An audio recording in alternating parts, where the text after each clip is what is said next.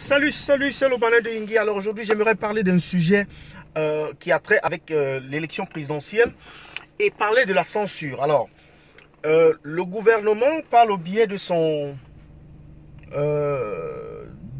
prophète en communication, c'est-à-dire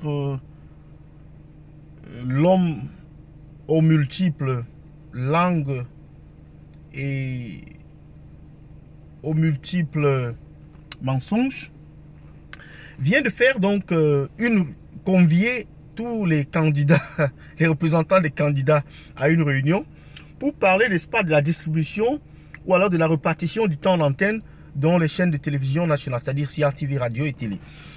Alors il en est sorti une histoire de 7 minutes, je ne sais pas si c'est 7 ou c'est 13 minutes et puis 25 ou 23, mais dans tous les cas, là n'est pas le problème.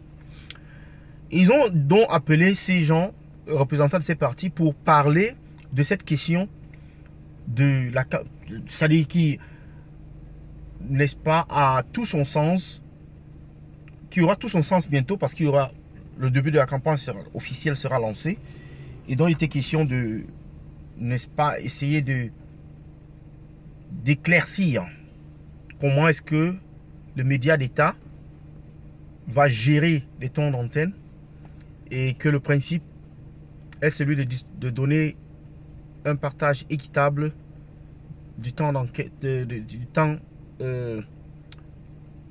à tous les candidats.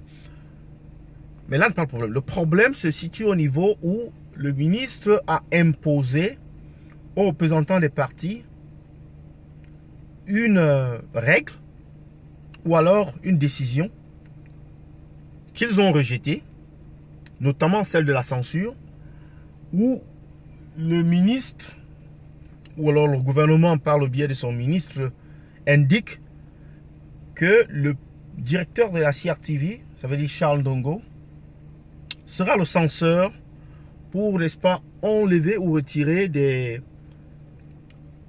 paroles ou des propos qu'il va juger soit indécents, soit une atteinte à la, n'est-ce pas, à la sécurité de l'État, ou alors une atteinte à l'ordre public, ce qui semble aux yeux de certains comme quelque chose d'un peu anodin ou bien de pas très grave. Mais en réalité, c'est une porte ouverte à la censure. C'est de la censure, rien d'autre. Et si donc c'est la censure, on se pose la question, mais comment est-ce que le directeur de la CRTV, qui est nommé par le pouvoir en place, peut donc devenir juge et partie? Comment? Nous savons comment ces histoires d'atteinte à l'ordre public sont généralement menées au Cameroun. Si on veut vous arrêter au Cameroun, la chose la plus simple qu'on va vous inculquer, c'est de dire trouble à l'ordre public. On vous envoie à Koundé ou un truc comme ça, je ne sais pas. Trouble à l'ordre public. Quand le RDPC a brûlé les effigies du MRC au nord du Cameroun là-bas, aucun média d'État n'a parlé de ça. Trouble à l'ordre public. Suivez mon regard. Mais au minimum, ça aurait été un trouble à l'ordre public. Mais en fait, c'est même une atteinte à la cohésion nationale et à la paix. C'est un ennemi d'État. C'est du terrorisme. C'est ce que le MRC avait intenté comme procès au président de l'Assemblée nationale, Kavaye Guédibré. Donc vous voyez donc que la censure revient.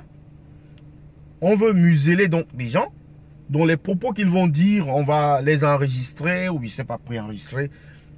Beaucoup diront que ce n'est pas important parce qu'il y a les médias privés, etc., etc. Mais bon, c'est quand même important parce que certains ne pourront pas. Parce que critiquer, beaucoup considèrent la critique comme une insulte. Donc de dire que Paul Biya n'a rien fait en 36 ans, regardez l'état des routes, le nombre de morts, ou de dire qu'il y a un problème avec Ezeka, par exemple, parler de ça, de ces accidents ferroviaires qu'on sort, vous voyez là où la censure va arriver. De dire que mais, le nombre de morts, ce n'est pas ce qu'on a dit, ce qui est vrai. Mais est-ce que c'est ce que la CRTV dit? C'est ça le problème. Donc c'est maintenant ce que l'opinion publique pense contre ce que la CRTV pense. Donc j'attends vos commentaires à ce sujet. C'est le Banet de